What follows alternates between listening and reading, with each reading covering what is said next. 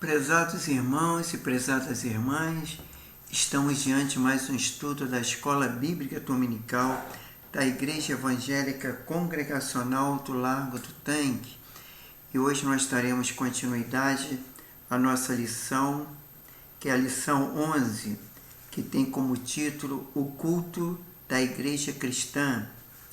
E antes de nós começarmos o estudo, vamos dirigir a Deus em oração, pedindo a sua bênção por este momento. Senhor Deus e Pai, louvado seja o teu santo e poderoso nome, Senhor, porque o Senhor é digno de todo louvor, toda honra, toda glória e toda adoração. E pedimos que tu tenha misericórdia de nós, mediante a tua graça, perdoe os nossos pecados, nossas faltas, tudo aquilo que fazemos que não te agrada. Que possamos ser abençoados nesse momento, que tu possa abençoar cada vida que vai estarmos conosco através das redes sociais, para, Senhor, nós desfrutarmos, Senhor, da tua palavra, que possamos compreender a tua palavra, por isso pedir uma ajuda do teu Santo Espírito, para que possamos cada vez mais crescermos na graça e no conhecimento da tua palavra e que sejamos edificados por ela. Seja conosco, nos abençoe, nos guarda e nos livra de todo o mal. É que nós pedimos, já te agradecendo, em nome do Senhor Jesus. Amém. Então, irmãos e irmãs, vamos começar a lição 11, que é o culto da Igreja Cristã. Temos como texto áureo que diz, entre aspas, que farei, pois, irmãos? Quanto vos ajuntais, cada um de vós tem salmo, tem doutrina, tem revelação, tem língua, tem interpretação, faça de tudo para edificação, fecha aspas. Isso está em 1 Coríntios 14, 26. Na lição temos a verdade prática, que é o culto, é uma sublime forma de expressarmos em adoração, louvor, gratidão e total rendição a Deus. Na leitura diária da semana, na segunda-feira, temos lá o 1 Coríntios 11, versículo 27, que fala a solenidade do acontecimento do culto. Já na terça-feira, temos, conforme Ezequiel 44, versículo 9, que fala da sacralidade do acontecimento do culto. Já na quarta-feira, nós temos lá no Salmo 48, versículo 1, celebrando a grandeza de Deus. E na quinta-feira, 1 Coríntios 14, 26, o culto deve trazer edificação. Já na sexta-feira, temos em 1 Timóteo 4, versículo 13, as Escrituras como base do verdadeiro culto cristão. E já no sábado, em Efésios 5, 18 a 20, louvando a Deus de maneira sincera e de todo o coração. Temos a leitura bíblica em classe, Vamos ler agora, que está lá em Efésios 5, versículo 15 ao 21. Então vamos lá, versículo 15. Portanto, vede prudentemente como os andais, não como necios, mas como sábios. Já no 16 diz, remido o tempo, porquanto os dias são maus.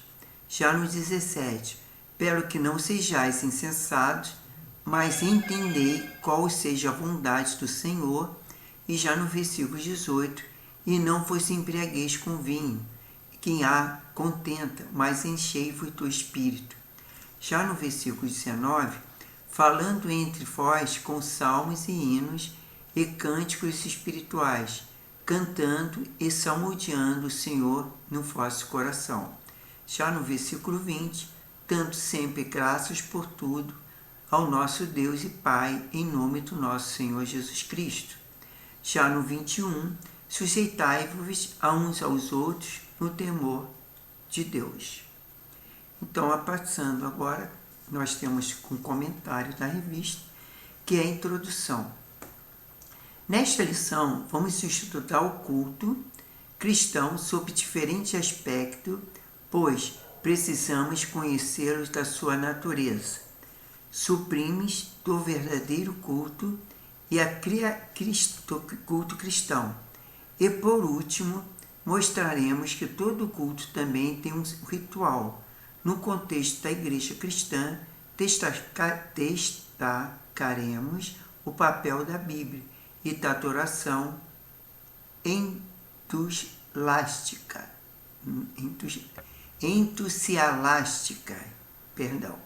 na dinâmica pentecostal. Já no item 1, fala assim, a natureza do culto a Deus, no item 1. A Bíblia, o culto é mostrado como um serviço, isto é, uma vida entregue e consagrada a Deus, conforme Deuteronômio 6, versículo 13. Em um primeiro plano, tem a ver com a atitude com a qual se cultua o Altíssimo, e em segundo plano, com uma forma como cultuar. O culto, portanto, expressa uma combinação de obediência à palavra de Deus e a forma ritual como essa adoração acontece. O livro de Atos dos Apóstolos, por exemplo, mostra a adoração no contexto do culto cristão, conforme Atos 13, 1 a 4. Enquanto os cristãos serviam, isto é, cultuavam o Senhor, o Espírito Santo comissionou os primeiros missionários da igreja. Já no item 2, o título é O culto deve ser solene por solene. Nos referimos ao que traz respeito a majestoso. Isso significa que tanto o conteúdo como a maneira de se cultuar são importantes, conforme Eclesiastes 5, versículo 1 e 1 Coríntios 11, versículo 27. Por isso, o culto não pode ser destituído de significado, nem realizado de qualquer jeito, conforme Levítico 10, versículo 1 e 2. Não por acaso, o apóstolo Paulo expõe princípios que regulamentaram o culto na igreja de Corinto, conforme 1 Coríntios 12, 14. Isto deixa claro que é uma ordem de ser observada na liturgia cristã. Para isso, temos a Bíblia, o parâmetro para o bom ordenamento do culto. Por exemplo, aos Coríntios, o apóstolo destacou a seguinte: mas faça tudo com decente e com ordem. E neste texto temos os termos gregos euchemonos, traduzido como decentemente e decorosamente, e taxis, taxis, que é traduzido como ordem. Isso nos leva a compreender, portanto, de acordo com a Bíblia, que o culto precisa ter decoro, decência e ordem. Já no item 3, o culto é santo e a santidade de Deus é afirmada por toda a Bíblia, conforme Levítico 11, 44, Isaías 44, versículo 3, 1 Pedro 1, versículos 15 e 16. Visto que Deus é santo, conforme Levítico 20, versículo 26, o culto também pode ser santo. Dessa forma, nada que se fosse profano deveria fazer parte do culto e da vida de quem o praticasse no Antigo Testamento, conforme Ezequiel 44, 9 e Amós 5, versículo 21 a 27, e conforme Isaías 1, versículo 13. Assim, o limite entre o santo e o profano deveria ser mantido, conforme Ezequiel 22, 26 e também 44, 23. Por outro lado, o Novo Testamento também põe em destaque o viver cristão na esfera do culto. Isto é ter uma vida de serviço de Deus, conforme Romanos 15, versículo 5. A igreja é o espaço sacro onde o culto acontece, conforme Atos 13, versículo 2. Assim como no Antigo Testamento, o culto cristão também deve ser profanado, conforme 1 Coríntios 11, 17 e 18. Nesse caso, tanto a conduta como o modo de viver são levados em conta na esfera do culto, conforme 1 Coríntios capítulo 11, versículo 22. Só para lembrar aqui que eu pulei aqui uma parte que fala: infelizmente há muitas reuniões envernizadas para parecerem como um culto, mas de fato não são. Parecem reuniões profanas tanto na sua forma quanto na sua essência, né? Porque o culto é um lugar de adoração, de louvor, de referência à palavra de Deus. Quanto falta essas coisas, o culto torna-se profano, porque é um momento ali que vai se pregar a palavra também, né? Vai edificar a igreja, entendeu? Para isso serve o culto, para edificação também, para nós adorarmos, para nós louvarmos, para nós bendizermos o Senhor, para nós sermos gratos a Deus pelos seus poderosos feitos. Aí a Sipnose 1, sendo o culto uma forma de serviço a Deus, sua prática requer referência, ordem e santidade. Temos como auxílio teológico o culto dirigido pelo Espírito Santo. Tá? Então todos sabemos que o culto divino deve ser orientado pelo Espírito Santo e consideraremos uma temeridade se houvesse nesse escrito a pretensão de tomar para o homem prerrogativas que são exclusivas do Senhor. Cabe-nos, no entanto, dizer que o Espírito de Deus usa para todos os atos que se praticam na igreja. O homem que se coloca à sua disposição, é maravilhoso notar que somos instrumentos do Espírito e que é do agrado do Senhor que seus servos estejam devidamente informados sobre qualquer procedimento nessa atividade a cada um tem sido conferida. A direção de um culto cabe prioritariamente ao Espírito Santo, mas a participação humana é indispensável, o elemento humano na direção de um culto que Deus precisa estar primeiramente em sintonia com o Espírito Santo. Dirigir um culto requer muita responsabilidade, porque neste ato, melhor dizendo, se está trabalhando como matéria-prima do céu, alimento do céu, que se distribui com os famintos espirituais. É a meta de quem dirige um culto, nunca pode ser de cumprir um anseio humano, nenhum de encontrar uma oportunidade para expor os frutos do eu ou da vaidade, mas sim fazer tudo para glorificar o nome do Senhor, quer dizer, o Senhor Jesus, né? Então temos aí no item 2 o título: propósito do culto. Primeiro, glorificar a Deus, né? Como eu já falei, o culto é uma celebração que faz a Deus celebrarmos a grandeza de Deus e seus poderosos feitos, conforme Salmo 4, 38, versículo 1. Assim, o culto é uma celebração pelo que Deus e pelo que Ele faz, conforme Salmo 103, de 1 a 5. Nesse aspecto, o culto é sempre cristocêntrico, nunca antropocêntrico.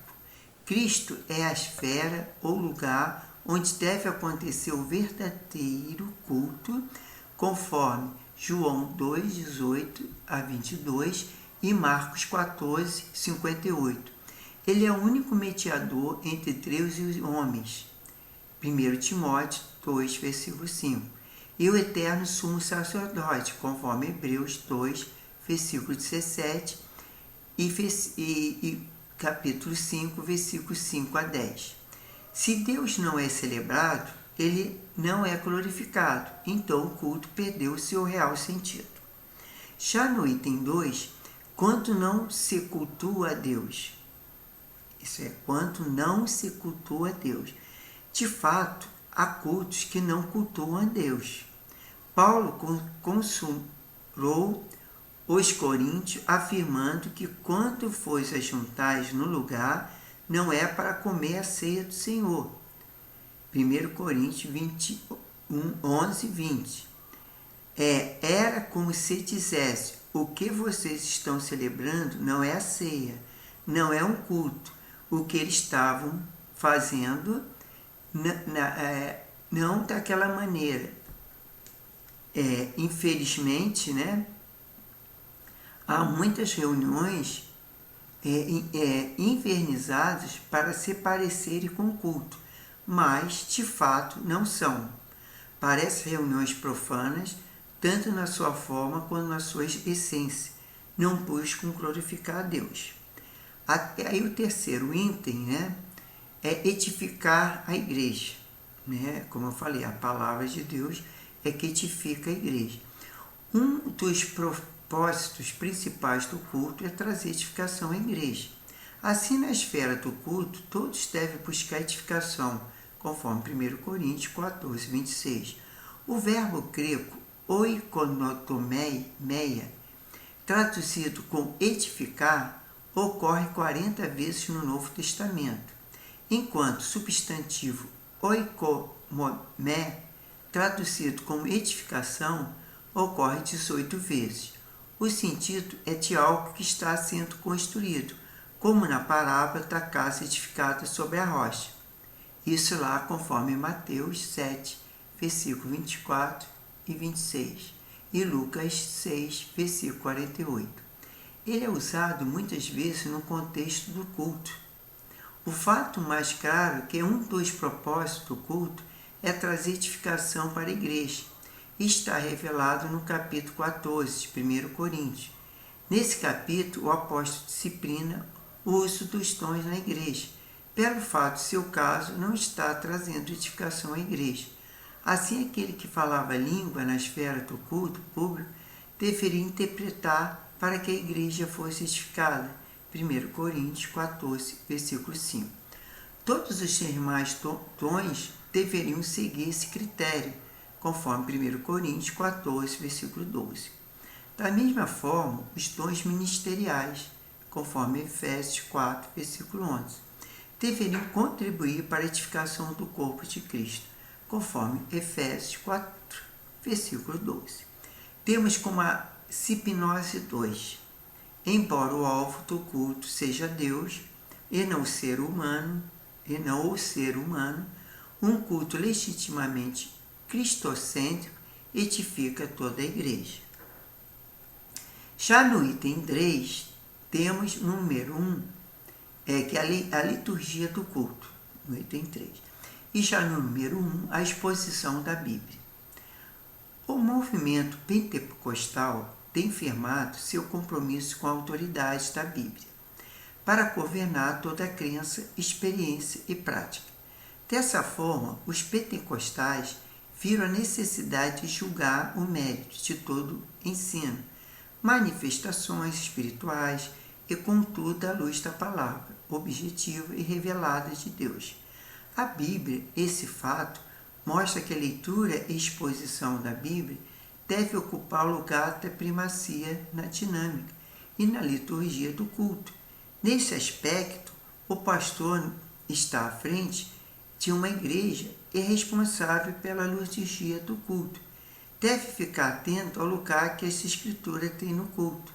O Senhor Jesus, nosso maior exemplo, fez a exposição da escritura na base do seu ministério, conforme Lucas 4, 16 e 18. Escrevendo sobre a liturgia do culto da igreja de Corinto, o apóstolo Paulo pôs a doutrina, a instrução, como uma das necessidades da igreja, conforme 1 Coríntios 14, 26. Encontramos esse mesmo apóstolo justamente com seu companheiro Barnabé, expondo e ensinando a palavra de Deus, conforme Atos 15, 35. Desta mesma forma, o apóstolo ficou em Corinto durante muito tempo, exposto à Escritura, conforme Atos 12, versículo 11. Já no item 2 diz o título, Adoração entualástica. Isso mesmo. A adoração aparece em primeiro lugar na liturgia sugerida pelo apóstolo Paulo à igreja de Corinto, conforme 1 Coríntios 4, 12, versículo 26.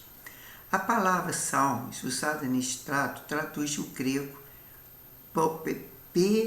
salmão, que é referência ao inário usado pelos primeiros cristãos.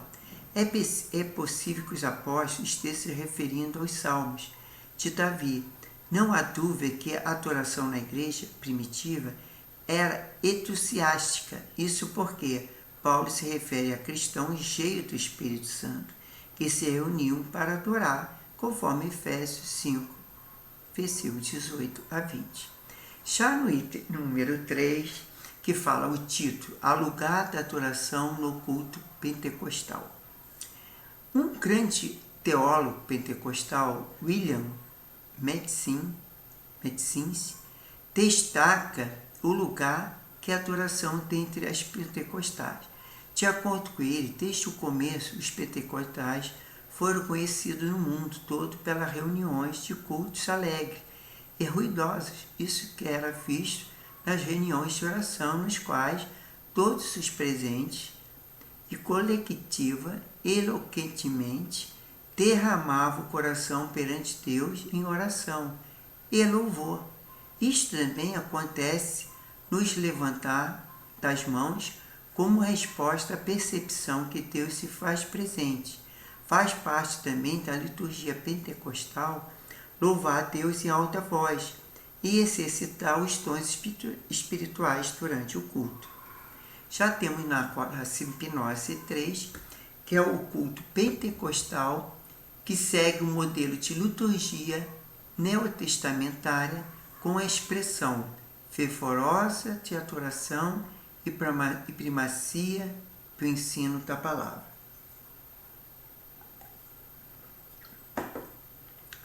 Temos aqui o auxílio teológico, ou auxílio, melhor dizendo, doutrinário, que tem como título os elementos no culto.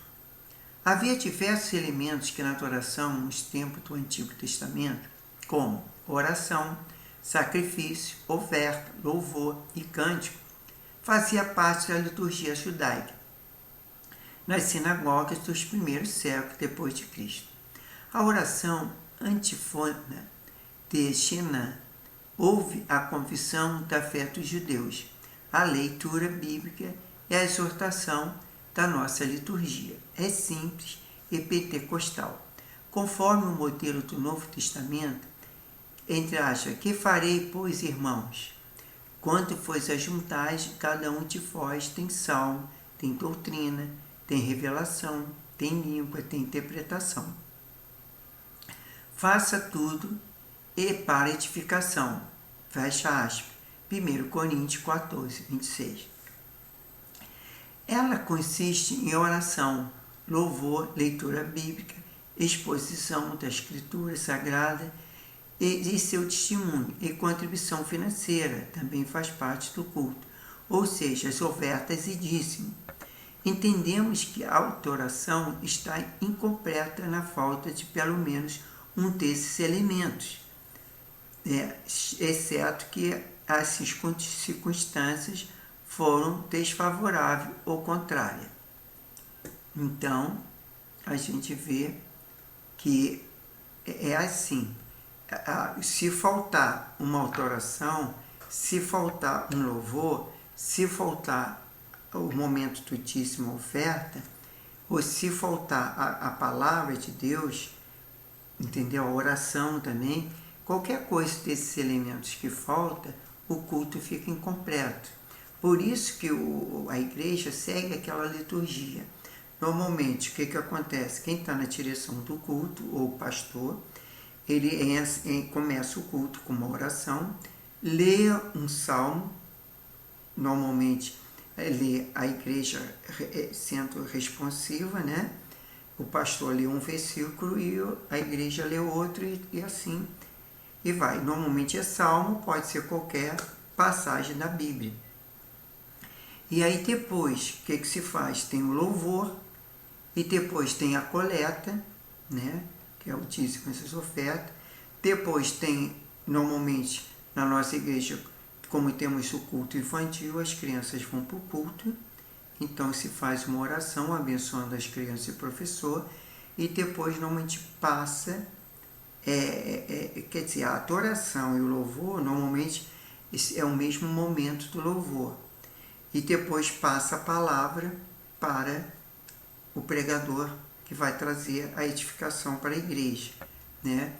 Então, essa questão tem que seguir essa regra. Claro que pode ser, então tem a ceia, que normalmente se participa também no culto, né? Mas não precisa ser, pode ser a ceia antes da pregação, pode ser a ceia após a pregação, entendeu? Normalmente a igreja começa com oração, isso é claro que normalmente não muda, né? Nas liturgias de outras igrejas, porque não é só a igreja congregacional, mas a igreja batista, a Assembleia de Deus, as outras igrejas metodistas, né? Elas normalmente começam nesse sentido, tem o louvor e depois sim é a pregação. E depois é o apelo, né? E a oração pelos enfermos, aqueles que estão necessitados. Mas vamos chegar à conclusão que diz que nessa lição vimos que os princípios que devem reger o culto cristão. O culto não pode ser de qualquer forma, pois eles têm princípios e normas para seguir. Como Deus é um Deus de ordem, então o culto que presta, ele também tem de ser ordenado. Contudo, ordenado não significa frio e sem vida. O culto deve ser um momento de celebração e alegria, e dinamizado pelo Espírito Santo. Quer dizer, tem que estar toda a liberdade para o Espírito Santo atuar no culto, na igreja, entendeu? Que ele pode fazer aquilo que lhe apraz, que é a vontade de Deus. Então nós devemos, aqueles que estão ali na direção do culto, tá o enfoque, o Espírito Santo, para usar como instrumento na celebração do culto. Vamos lá, revisando o conteúdo. Primeira pergunta. Nós temos 5 perguntas, então vamos para a primeira pergunta. A pergunta número 1. Na Bíblia, como a Bíblia mostra o culto a Deus? Essa é a pergunta. A resposta: na Bíblia, o culto é mostrado como um serviço, isto é, uma vida entregue e consagrada a Deus. Isso a gente vê lá em Deuteronômio 6, versículo 13. A segunda pergunta: de acordo com a Bíblia, o que o culto precisa ter? Resposta: de acordo com a Bíblia, o culto precisa ter decoro, decência e ordem. Na terceira pergunta: quando que o culto perde o sentido? Resposta: o culto perde sentido quando Deus não é celebrado e se ele não é glorificado. Quarta pergunta: além de glorificar Deus, qual é o outro propósito do culto de acordo com a lição? Resposta: um dos propósitos principais do culto é trazer edificação à igreja. Assim, na esfera do culto, tudo deve buscar a edificação, conforme 1 Coríntios 14, 26. E quinta e última pergunta: qual o compromisso e o movimento pentecostal tem firmado? Resposta: os movimentos pentecostal têm firmado seu compromisso com a autoridade da Bíblia para governar toda a crença, experiência e prática, né? Já que a Bíblia é nossa regra de fé e prática. Então, na questão quando eu falo da pregação, do culto, é porque é a leitura da palavra, né? Compreender a palavra de Deus para que sejamos edificados. E a igreja tem outro papel, que é salvar almas. E o culto, um culto voltado para isso, para a salvação de alma. Eu me lembro que o saudoso pastor Hélio, ele sempre falava que tudo que se faz na igreja, né, a escola dominical, uma ação social, uma atividade, né, que faz na comunidade, qualquer coisa que se faz na igreja, uma confraternização, que eu quis dizer também, o que acontece? Isso tem que converter para o culto. Porque essas pessoas que muitas vezes vão na semana para pedir, às vezes até um alimento na igreja, deve ser convidada ela para o culto. Deve orar para ela vir para o culto. E o culto em si, principalmente o culto de domingo, é onde que tem o maior número de pessoas, deve-se ficar ali em oração, em adoração, em intercessão, para aqueles visitantes que ali muitas vezes estão aflitos, tribulados, querendo ser libertos, né, dessas coisas do mundo, né, das drogas, muitas vezes está com uma depressão, sofrendo angústia, então ela precisa ouvir aquela palavra. E essa palavra vai dar o refrigério à alma dela. E ela aceitando Jesus como Senhor e Salvador, ela vai ser salva.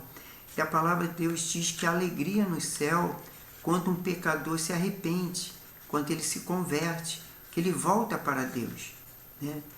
Porque, na verdade, nós todos nascemos como a palavra de Deus, nós pertencemos ao reino dos céus. Mas quando nós crescemos e chegamos numa idade de entendimento, a gente começa a fazer muita coisa errada, começa a pecar, então isso nos afasta de Deus. E quando a gente tem essa reconciliação com Deus, através da sua palavra, através do arrependimento, a gente se converte e tem essa aproximação com Deus. E nesse caso, a gente procura o culto a salvar essas almas. Bom, a próxima lição, que é a lição 12, que vai ficar para outra semana, é o papel da pregação no culto, né? Então nós vamos estudar isso, que é o papel da pregação no culto, que vai ficar para a próxima semana. Então vamos agradecer a Deus por mais essa aula, porque Deus tem nos abençoado, tem nos guardado, e pedir a sua bênção, né, para todos nós, e que nossos familiares também, e que nos dê uma ótima semana. Senhor Deus e Pai, muito obrigado por mais esse dia, por mais essa aula da Escola Bíblica Dominical, porque é a Tua palavra que nos edifica, né? E queremos, Senhor, de fato, prestarmos um culto de adoração, de louvor, um culto com ordem, com decência, que possamos, Senhor, quando estivermos na igreja, te cultuando, te louvando, te adorando, podemos estar voltados, Senhor, ali para os céus, Senhor. Não para a preocupação das coisas terrenas, não pelo sofrimento. Muitas vezes pensamos nas coisas, nas contas que tem para pagar, naquilo que passamos, as dificuldades, mas que possamos ali honrar, Senhor. Honrar o Teu santo e poderoso nome. E que o Senhor possa nos abençoar em cada igreja, em cada culto, e que possamos de fato nos arrependermos, cremos que Jesus é o caminho, a verdade, a vida, e que através dele é que possamos chegar ao reino dos céus, Pai. Por isso, Senhor, dá-nos a sabedoria, discernimento, orientação, para que possamos crescer em santidade, em amor, Senhor. Por isso nos abençoa, tenha um dia abençoado, uma semana próspera, frutífera, Senhor, que tudo que nos provém de Ti, da nossa vida, que possamos, Senhor, estar livres das enfermidades, desses vírus, tantos que assola tantas pessoas, dessas gripes, dessas viroses, dessa dengue, Covid, Pai. Tudo isso seja repreendido em nossas vidas e que possamos te dar de paz, da promessa e da proteção da Tua palavra no Salmo 91. Isso nós te pedimos, nós te louvamos, já te agradecemos, Pai. Em nome do Senhor Jesus. Amém. Então, irmãos e irmãs, muito obrigado por participar da Escola Bíblica Dominical e até a próxima semana. Que Deus abençoe a todos. Amém.